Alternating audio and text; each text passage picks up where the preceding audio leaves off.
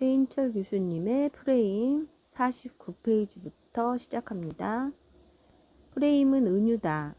친한 교수님이 생일에 관해 들려준 에피소드다. 그 교수님의 부친은 삼성장군으로 전역하셨다. 장군 출신이시니 그분의 일상 곳곳에서 군인 정신이 배어 있으리라는 것을 익히 짐작할 수 있다. 아들의 생일에 모든 가족을 모아놓고 저녁 식사를 함께 하기로 하면서 이렇게 말씀하셨다고 한다. 오늘은 땡땡이의 생일이니 모두 18시까지 집으로 집합. 일반인은 오후 6시를 18시라고 하지 않는다. 군인은 인생을 전투에 비유한다. 인생에는 승자와 패자가 있고 성공을 해야 할 때와 때를 기다려 역습을 해야 할 때가 있다고 본다. 그들에게 가정은 병참을 담당하는 보급처이고 남자는 최전선에서 싸우는 전사이며 대학 입시는 전투의 승패를 가르는 한판 승부다. 회사의 CEO는 장수이고 라이벌 회사의 CEO는 적장이며 회사 간 경쟁은 고지를 점령하기 위한 전투인 것이다. 이렇듯 모든 것이 전투로 비유된다. 은유의 사전적 정의는 다음과 같다. 은유, 전달할 수 없는 의미를 표현하기 위하여 유사한 특성을 가진 다른 사물이나 관념을 써서 표현하는 어법. 은유는 크게 보면 비유에 속하기 때문에 비유의 뜻을 살펴보면 은유가 프레임으로 작동한다는 말을 실감할 수 있다. 비유, 어떤 현상이나 사물을 직접 설명하지 아니하고 다른 비슷한 현상이나 사물에 빗대어 설명하는 일. 사람들은 어떤 대상을 직접적으로 표현하기가 어려울 경우 비유를 들어 설명하거나 이해하려 한다. 그런데 어떤 실체에 대한 이해를 돕기 위해 도구로 사용하는 비유가 사람들이 그 실체를 바라보는 프레임을 완전히 바꿔놓는다. 인생에 대한 접근 방식이 다른 사람들을 보면 그들이 인생에 대해 갖고 있는 비유가 다른 경우가 많다. 야구 감독은 인생은 야구라는 은유를 사용한다. 실제로 야구는 미국 사회에서도 매우 중요한 은유다. 심지어 남녀관계를 설명할 때도 미국인들은 야구 은유를 자주 사용한다. 손을 잡았을 때는 1루를 훔쳤다고 이야기하고 키스를 하면 2루에 도달했다라고 하는 식이다. 우리라고 예외는 아니다. 인생의 고비에서 반전을 만들어내는 것을 역전 홈런, 굿바이 홈런을 날린다고 하고 누군가에게 도움을 청할 때 소방수, 구원투수가 되어달라고 한다. 고등학교 때부터 야구광이었던 한 경제부 장관은 기자회견에서 이렇게 말했다. 우리 경제가 모든 공을 받아내는 포수처럼 든든해야 합니다. 그는 나라의 경제도 야구 게임처럼 보고 있었던 것이다.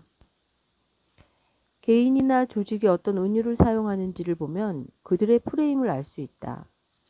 김난도 교수의 저서 아프니까 청춘이다 에는 하루를 인생시계에 비유하는 대목이 나온다. 인생을 80이라고 보면 40살은 12시에 해당하고 20살은 겨우 아침 6시에 해당한다. 20살에 좌절하고 있는 청춘을 향해 김난도 교수는 매섭게 야단친다. 아침 6시에 오늘 하루가 절망이라고 좌절하는 그대는 제정신인가? 라고. 학생과 교수의 관계에 대한 비유 중에 우리 사회에서 흔히 사용하는 표현이 군사부 일체다. 스승을 왕과 아버지에 비유하는 것이다. 이 비유 때문에 어느 문화권에서 보다도 우리나라에서는 스승이 존경받는다. 그러나 바로 이 비유 때문에 학생들이 교사나 교수의 권위에 도전할 엄두도 내지 못한 채 불경스러운 일을 하지 않기 위해 침묵하는 심각한 부작용이 발생한다. 교육은 한국 사회의 성장에 가장 중요한 원동력이 되어 왔다. 그럼에도 불구하고 오늘날 창의성 부재라는 난제에 봉착한 주요 원인 중 하나가 바로 사제지간에 대한 이 한국적 비유에 있을지도 모른다. 어떤 기업은 회사를 가족에 비유한다. 어떤 기업은 회사를 실험실로 비유한다. 가족으로 비유되는 회사에서는 관계가 중시되고 실험실로 비유되는 회사에서는 모험과 창의성이 중시된다. 가족으로 비유되는 회사에서는 위계질서와 조화가 핵심 가치가 되지만 실험실로 비유되는 회사에서는 위계질서보다는 평등과 독립적 사고가 우선적인 가치가 된다. 개인, 가정, 조직, 국가에서는 나름의 은유가 작동한다. 우리 삶을 지배하는 가장 강력한 은유는 우리가 실감하지 못할 정도로 자연스럽다. 마치 물고기가 물을 의식하지 못하는 것처럼 우리가 그 은유 속에 살고 있는 것 자체를 인식하지 못할 수 있다. 프레임을 바꾸고 싶다면 바로 그런 은유를 찾아내서 바꿔야 한다. 프레임은 순서다. 프레임은 뜻밖의 형태로도 작동한다. 바로 경험의 순서다. 2012년 초에 SBS의 I Love In이라는 강의 프로그램에 출연하게 되었다. 김난도 교수, 김정은 교수, 김상근 교수와 함께 네 사람이 1시간씩 강의하는 포맷의 프로그램이었다. 재능 기부로 기획된 프로그램이라서 기쁜 마음으로 참여를 결정했지만 남모를 걱정거리가 하나 생겼다. 바로 강연 순서였다. 강연자 4명이 각자 형편에 따라 녹화 날짜를 정하기로 하였는데 나로서는 어느 분 다음에 하는 것이 가장 좋을지가 큰 고민이었다. 우선 김남도 교수님 다음에 하면 안 될 것 같다는 생각이 들었다. 당시 그는 아프리카 청춘이다로 대한민국 청춘의 멘토로서 한창 각광받고 있는 상태였다. 더욱이 그분의 강의를 직접 들어본 적이 있었기 때문에 내가 그 다음에 강의하는 것은 자살골이나 다름없다는 생각이 들었다. 그렇다고 김정은 교수님 다음에 하자니 그것 역시 부담이었다. 그분의 입담과 유머 감각을 누가 따라갈 수 있을 것인가. 김상근 교수님 역시 마찬가지였다. 신학자이자 목사로서 깊은 인격과 학식을 겸비한 데다 사람의 마음을 움직이는 강의력이 있는 분이라 그 다음에 강의하는 것도 쉽지 않은 일이었다. 대략 난감한 상황이었다. 어찌어찌 하여 녹화 날짜가 결정되었고 다행스럽게도 실제 방송 순서는 방송국이 판단하여 나중에 조정했다. 방송국에서도 아마 순서 결정에 고심했을 것이다. 일상에서도 순서에 대한 고민은 자주 일어난다. 프레젠테이션 순서를 결정할 때 먼저 할 것인가 나중에 할 것인가 누구 다음에 할 것인가 등 누구나 하는 고민이다. 노래방에서 노래를 할 때도 마찬가지다. 우리는 도대체 왜 이런 고민을 할까? 그 이유는 앞에서 한 경험이 뒤에서 하게 될 경험을 바라보는 프레임으로 작동하기 때문이다. 생각에 관한 생각의 저자이자 2002년 노벨 경제학상 수상자인 데니얼 카너먼이 수행한 실험도 순서가 2002년 노벨 경제학상 수상자인 데니얼 카너먼이 수행한 실험도 순서가 얼마나 중요한지를 잘 보여준다. 지금이야 수면 내시경이 보편화돼 있지만 카너먼은 그렇지 않던 시절에 내시경 검사를 하는 사람들을 대상으로 연구를 진행하였다. 이 실험에서 연구자들은 사람들에게 내시경 검사가 진행되는 동안 느끼는 고통의 정도를 실시간으로 보고하게 하였다.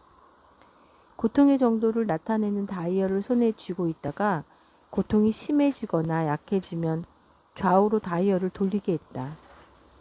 다음은 이 연구에 참여한 두 사람의 실시간 고통 그래프이다. A 환자의 경우 약 9분 만에 검사가 끝났지만 B 환자의 경우 25분이 지나서야 검사가 끝났다.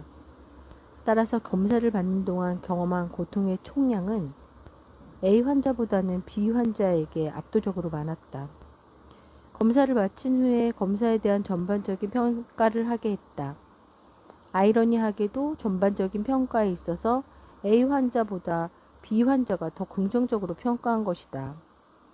어떻게 고통을 더 많이 경험한 환자가 고통을 적게 경험한 환자보다 검사를 더 좋게 평가하였을까?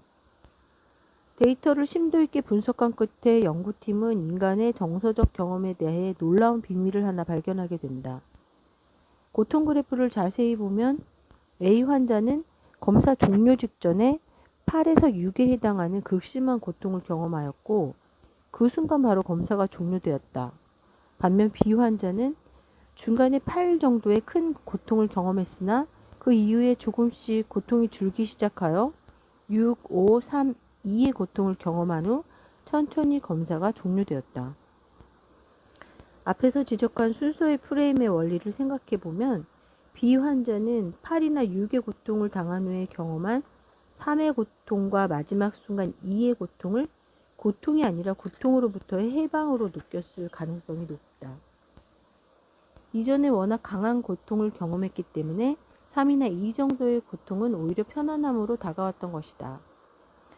찬밥 한 그릇이 며칠 굶었던 사람에게는 꿀맛이고 늘 따뜻한 밥을 먹어왔던 사람에게는 실망인 것과 같은 이치다. 인생에서는 순서가 중요하다. 젊어서 고생은 사서도 한다고 한다. 젊은 시절의 고통이 인생 후반부의 경험을 더 달콤하게 만들어주기 때문이다. 젊어서 고생은 사서도 한다지만 나이 들어 고생은 사서도 한다는 말을 결코 하지 않는다. 오히려 말년 고생이 더 고통스럽다고 말한다.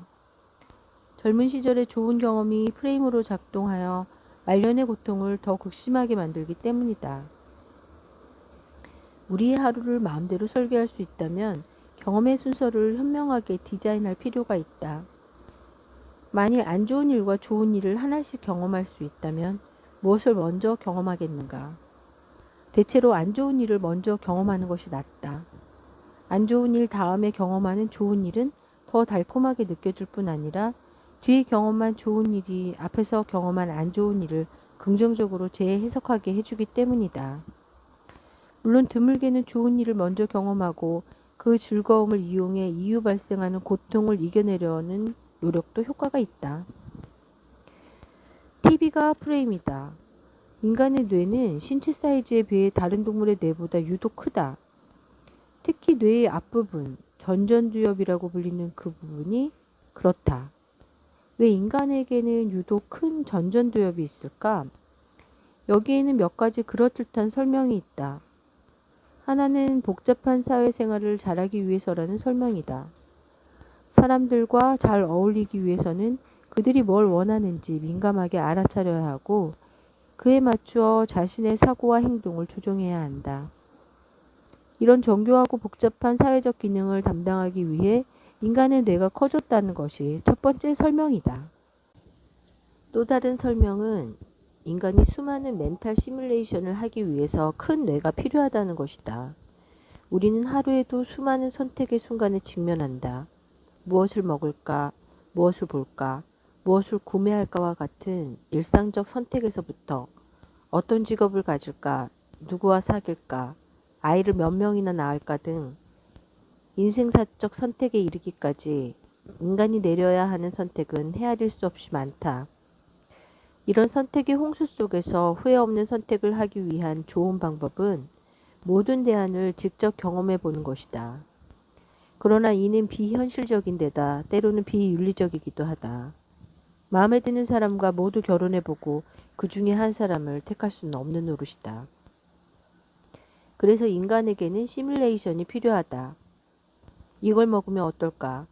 저 사람과 결혼하면 어떨까? 이 직장에 다니면 어떨까? 이런 멘탈 시뮬레이션에 근거해서 사람들은 선택을 한다.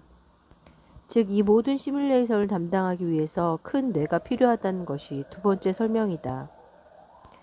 TV는 현대인의 멘탈 시뮬레이션을 도와준다. TV를 통해 사람들은 자신이 직접 살아보지 않은 삶을 경험한다. 자기가 살아보지 못한 삶을 경험하고 자기가 다녀보지 못한 직장을 경험한다. TV를 통해 인간의 다양한 가능성들을 접하게 되는 셈이다. 그러나 TV는 시뮬레이션을 돕는 데 그치지 않고 세상을 보는 프레임으로 작동한다. TV에 나오는 이성들은 대개 미남 미녀다. TV에 등장하는 미남 미녀를 보고 난 후에 우리의 파트너를 보면 어떤가? TV를 많이 보는 사람들일수록 자기 파트너에 대한 만족도가 낮다는 점은 더 이상 놀라운 점이 아니다. TV를 많이 보는 사람들은 TV로 인해 생긴 프레임 때문에 세상을 보는 시각에서 몇 가지 중요한 특징을 보인다. 첫째, TV를 많이 보는 사람은 세상을 위험하다고 생각한다.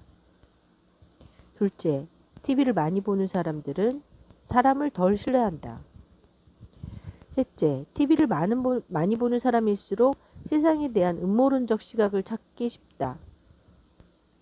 넷째, TV를 많이 보는 사람일수록 물질주의적 가치관이 강하다. TV뿐만 아니라 모든 매체가 우리의 사고를 지배하는 프레임 역할을 한다. 그중 특별히 주목할 만한 것이 광고다. 효과적인 광고는 대상에 대한 판단을 바꾸는 것이 아니라 판단의 대상 자체를 바꾼다. 다시 말해 대상을 보는 프레임 자체를 바꿔버린다. 지금은 일상 제품이 되었지만 처음에 쓰임이 전혀 달랐던 구강청정제를 예로 들어보자. 구강청정제는 원래 치과에서 사용하던 치료용 의약품이었다. 그러나 이 의약품을 파는 회사에서 판매를 늘리기 위해 기가 막힌 광고 전략을 사용했다. 할리토시스. 뭔가 있어 보이는 단어 같지만 실은 입냄새를 뜻한다. 20세기 초까지만 해도 입냄새는 일상적인 것이었다. 누구에게서나 입냄새가 났다. 그런데 이 회사는 일련의 광고를 통해 입냄새를 일상적인 것이 아니라 인간관계의 치명적인 장애물로 프레임하기 시작했다. 친구 결혼식에서 부케를 받는 여성에게 광고는 이렇게 말한다. 너는 평생 부케만 받을 거야. 정작 결혼은 못해. 왠 줄 알아? 바로 네 입냄새 때문이야. 또 다른 광고에서는 야구 감독이 투수와 작전을 논하러 마운드에 올라간 장면이 등장한다. 그런데 그 자리에서 투수를 바꾸고 만다. 왜냐고? 너의 입냄새 때문이야. 이 광고 시리즈는 입냄새를 보는 사회적 프레임을 바꿈으로써 구강청정제에 대한 생각을 완전히 바꾸었다. 이렇듯 광고와 TV는 은연중에 사물을 보는 우리의 프레임을 변화시키는 역할을 한다. 욕망은 프레임의 강력한 원천이다. 아니, 프레임은 욕망이다. 아니다. 여기까지만 하겠습니다. 60페이지까지였습니다.